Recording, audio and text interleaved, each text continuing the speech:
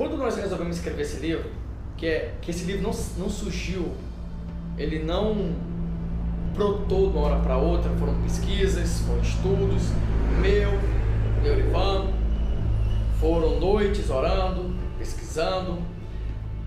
Quando eu estava ainda no banco acadêmico de teologia, eu conversava com professores, com amigos sobre esse tema, e a gente teve que se isolar dos nossos conceitos, da nossa ideologia, e buscar em Deus e na Bíblia uma resposta que fosse bíblica e suficiente para responder esse dilema atual, do qual o próprio Cristo trouxe, que é os eunucos, aquelas pessoas que nascem eunucos, ou aquelas pessoas que se fazem eunucos para o reino de Deus. E esse livro ele trata sobre isso, que essas pessoas ela têm um propósito, ela tem uma finalidade, e o propósito dela, a finalidade dela é cuidar do reino de Deus, cuidar das coisas celestes, o reino de Deus em primeiro lugar, e Deus, para que houvesse harmonia na sociedade, ele trouxe essa terceira sexualidade, né? Que é a neutralidade. Não é um terceiro gênero, é uma terceira sexualidade, que é a neutralidade. Porque o casamento foi feito para o homem e para a mulher, o macho e fêmea. O casamento é a exclusividade deles. Então, alguém tinha que cuidar da noiva do Senhor, da noiva de Cristo, do casamento eterno. E quem cuidaria do casamento da noiva de Cristo enquanto o homem, segundo Paulo, enquanto o homem e a mulher cuidaria das coisas terrenas, ou seja, da sociedade, cuidaria dos filhos, cuidaria do seu matrimônio, quem cuidaria do reino de Deus? Os eunucos. Porque eles como sendo neutro em sua sexualidade, eles teriam tempo, eles teriam aptidão e eles seriam vocacionados por Deus para cuidar das coisas de Deus.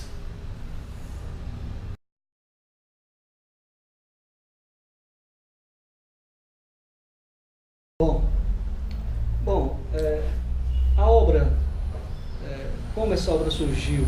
Né? A obra surgiu numa resposta às nossas perguntas e às nossas indagações frente às dificuldades que hoje a gente encontra nas respostas que o mundo oferece acerca da sexualidade.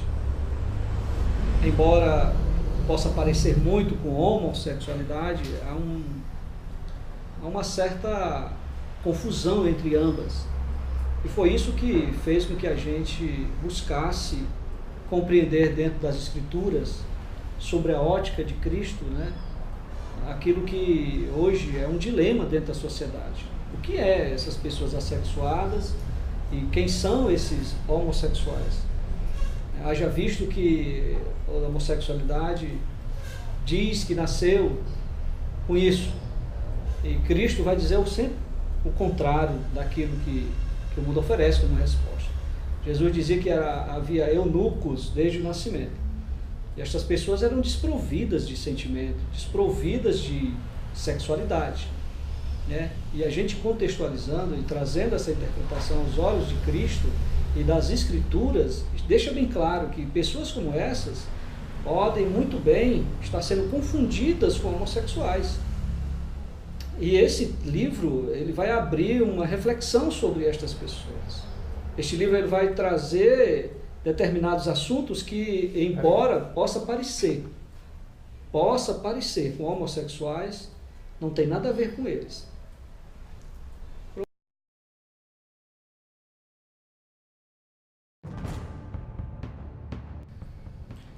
Sobre os eunucos.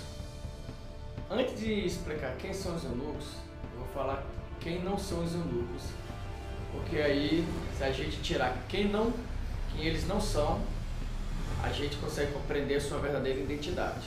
Primeiro, eunuco não são pessoas homoafetivas ou homossexuais, e não são pessoas heterossexuais. Ou seja, o eunuco ele está nessa neutralidade, ele está nesse meio termo. Então, se uma pessoa ela tem desejo hétero ou um desejo homo, ela jamais poderá se enquadrar como um eunuco. Porque o eunuco, ele se encontra nessa neutralidade. E essa neutralidade pode vir do nascimento, pode ser feita pelo homem, ou pode ser feita pela escolha do reino de Deus. Se fazer eunuco para o reino de Deus. E isso que te trata de maneira bem clara no livro. Então, só para deixar claro que eunucos não são pessoas homossexuais, nem são pessoas héteros. Estão no meio termo. Por que é importante entendermos isso? Porque quando Deus, na criação, Ele cria macho e fêmea, mulher e homem, né? Ele cria o homem e a mulher para o casamento, para construir família. Então, o casamento, ele é específico, ele é exclusivo para o homem e para a mulher, para o macho e para a fêmea. E Paulo, mais adiante, ele vai e ele explica isso de uma maneira mais doutrinária para a igreja. Ele diz o seguinte: olha, o homem foi feito para a mulher e a mulher foi feita para o homem, e eles constroem a família, e quando ele constrói a família, um vai cuidar do outro e ambos vão cuidar da casa, vai cuidar da família, das coisas relativas ao matrimônio. Aí Paulo vai e pergunta: ok, e quem vai cuidar da obra? Aí ele fala: olha, quem vai cuidar da obra são os solteiros. Esses solteiros porque não casaram, ou porque são viúvos, ou porque se fizeram solteiro, preferiram ser solteiros. Ou seja, aí Paulo diz: eu escolhi ser eunuco, eu escolhi ser solteiro para cuidar da obra de Deus. Então, se um noivo cuida da noiva, quem é que cuida da noiva de Cristo? Então, para que haja esse equilíbrio, Deus disse: olha, a família cuida um do outro para ter uma sociedade equilibrada, e os eunucos cuidam da noiva de Cristo, para que nós tenhamos uma sociedade equilibrada. Então, a função do eunuco é uma função mais bela, podemos dizer assim, porque é uma função eterna. Paulo mesmo diz isso.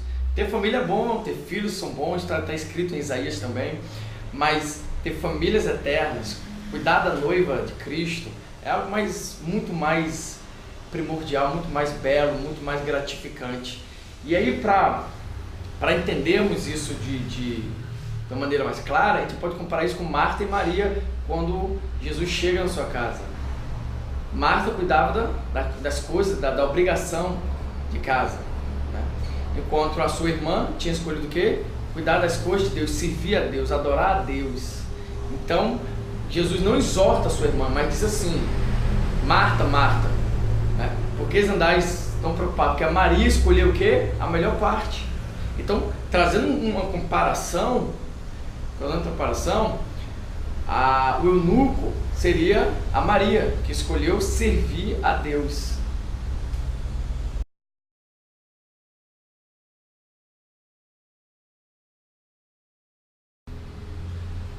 Sobre o livro, eu quero simplificar o livro de uma seguinte ideia.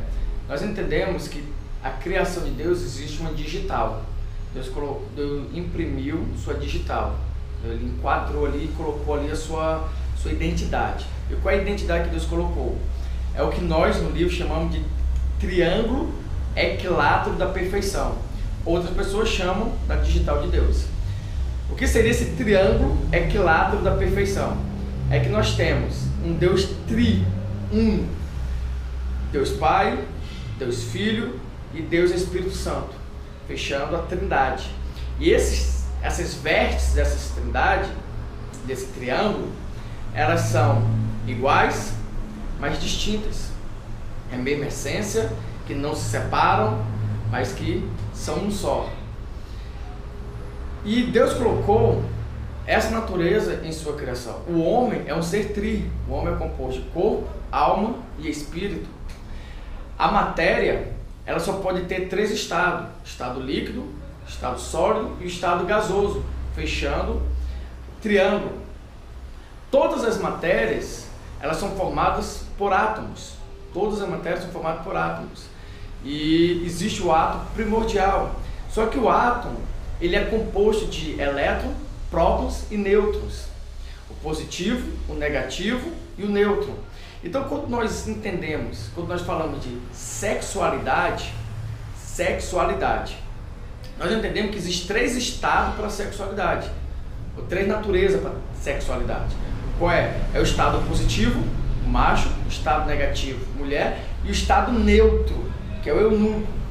Não existe outro estado, não existe outra composição para isso. Só existe macho, fêmea e neutro. O macho e a fêmea se relacionam e o neutro cuida das coisas de Deus.